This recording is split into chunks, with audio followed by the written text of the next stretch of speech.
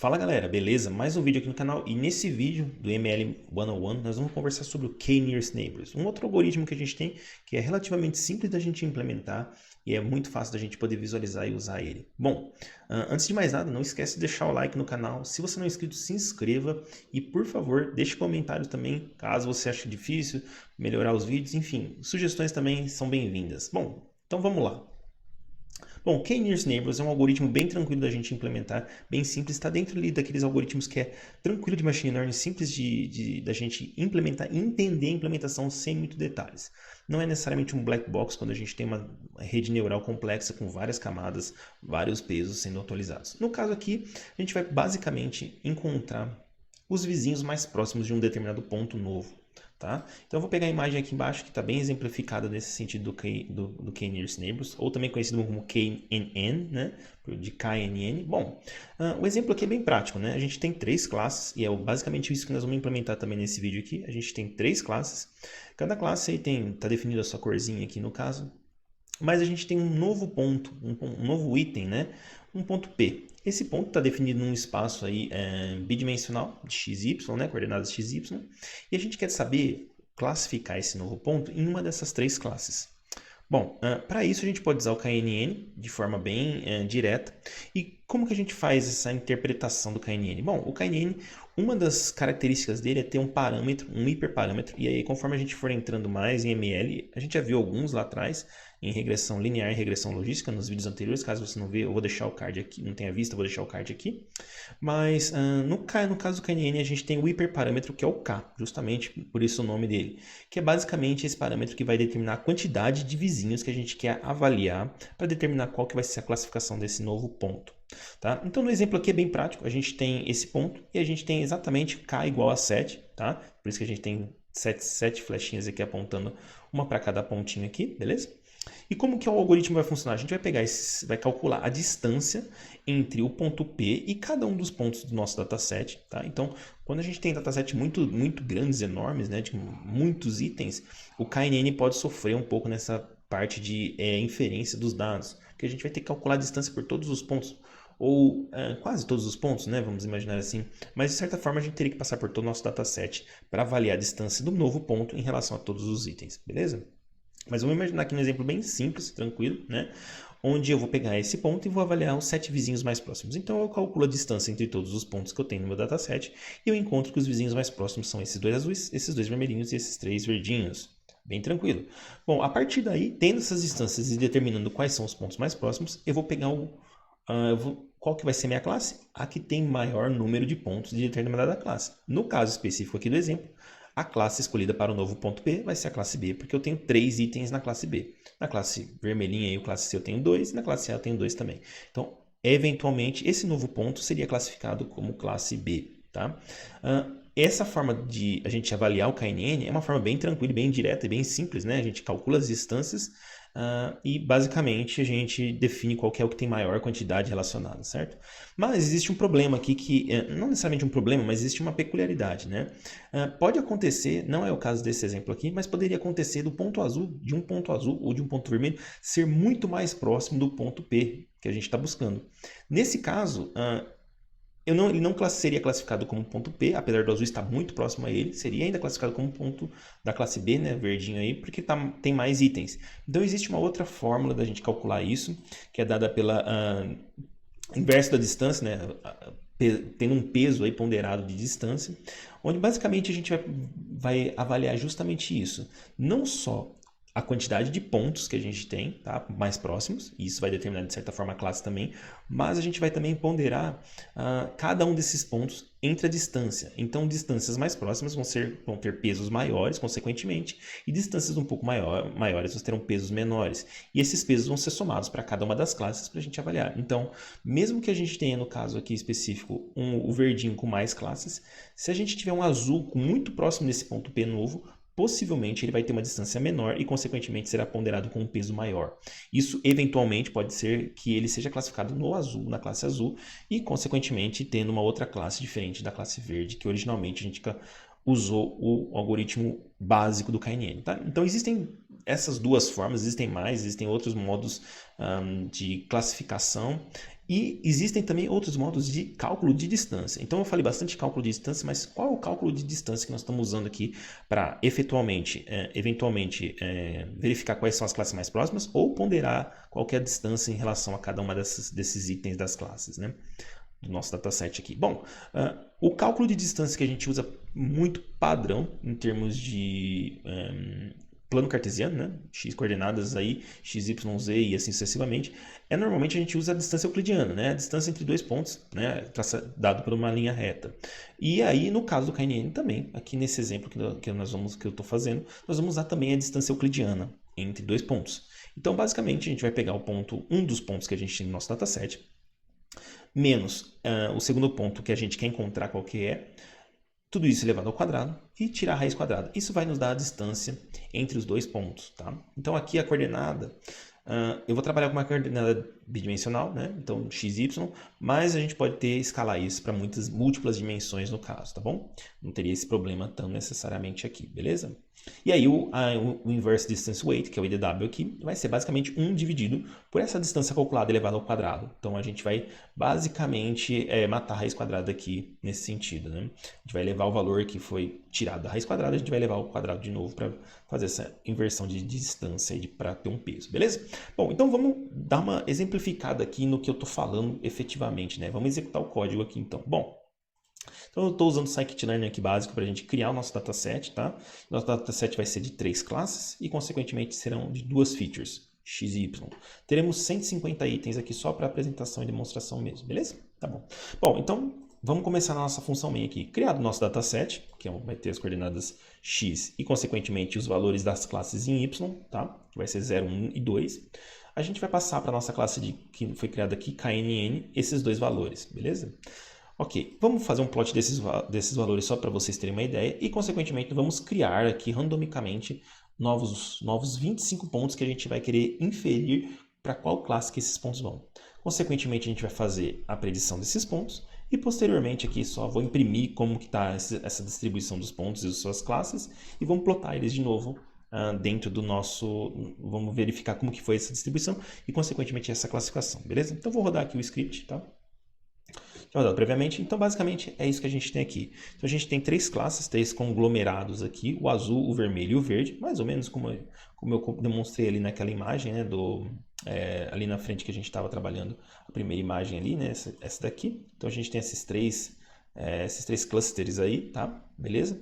Mais ou menos mesma distribuição até, né, ali do coisa, e consequentemente a gente vai criar novos pontos e vamos classificá-los. Então eu vou dar um fechar esse aqui já vai abrir para mim um novo aqui para a gente poder observar. Então observem que os pontos que estão mais claros aqui, tanto os vermelhos aí, os laranjas, quanto os azuis, quanto os verdes, são os pontos novos que foram criados aí randomicamente e consequentemente eles foram distribuídos dentro do espaço mostrou que a gente tem, que é menos 2 até 2, tá? De menos 2 a 2 e de menos 4 até 2 também. Enfim, a gente está indo ali de 2 a menos 2 e 2 a 2, beleza?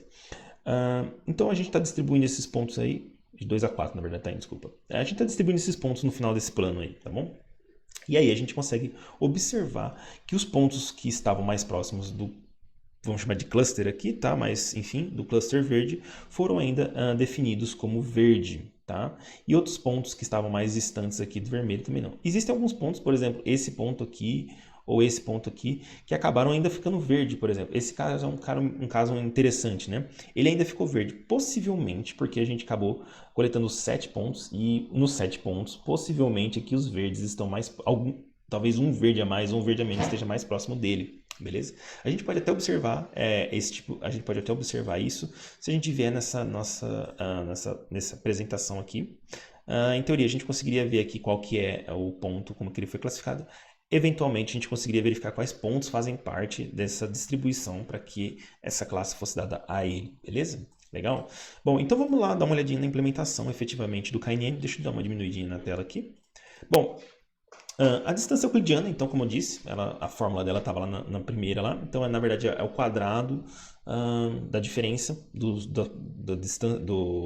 do valor dos pontos, né? Então da posição x e y dos pontos, tá? Então x0 menos y0 elevado ao quadrado mais o x1 y1 elevado ao quadrado também e tirado a raiz quadrada. Então aqui a distância euclidiana está feito de forma manual até. Uma coisa interessante é que provavelmente quem estiver vendo esse vídeo, normalmente em Python a gente acaba não fazendo isso. A gente tem NumPy que faz isso basicamente de forma muito superior em termos de performance e em termos de praticidade até mesmo. Então o NumPy consegue basicamente multiplicar matrizes entre si, fazer produtos entre matrizes e tudo mais, soma entre matrizes e tal, para todas as linhas e colunas de uma forma bem simples, que eles chamam de broadcasting. Aqui como eu estou fazendo na mão, e aí é até interessante também nesse sentido que, dado que eu estou fazendo na mão, você poderia fazer em qualquer linguagem de programação, certo? Dado que você está olhando o que você tem que basicamente distribuir.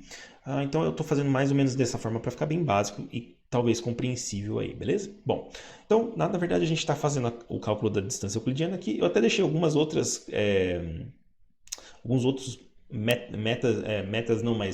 outros tipos de cálculos de distâncias, por exemplo, Manhattan e distância de cosseno.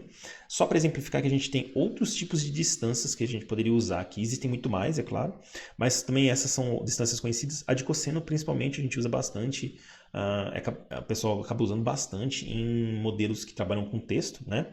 Então, para calcular a distância entre textos, por exemplo, é usada a distância de cosseno, a distância angular aí entre os textos, tá?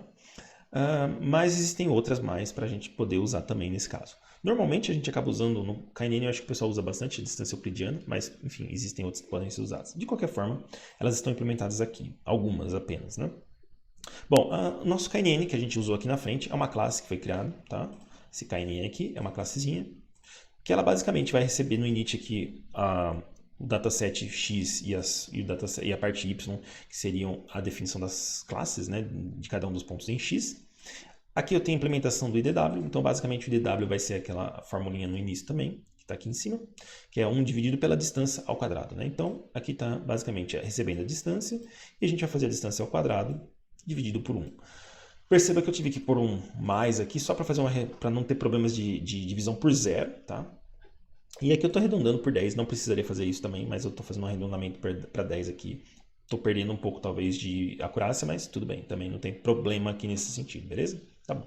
E vamos na parte de predição, que é basicamente predizer, dado uma lista de n pontos, quais são as classes desse ponto. Então eu vou ter um retorno aqui, basicamente as classes, as predições desses pontos, beleza? Bom, para a gente fazer o cálculo aqui, a gente vai correr os pontos novos que a gente está recebendo, que é basicamente definir as classes.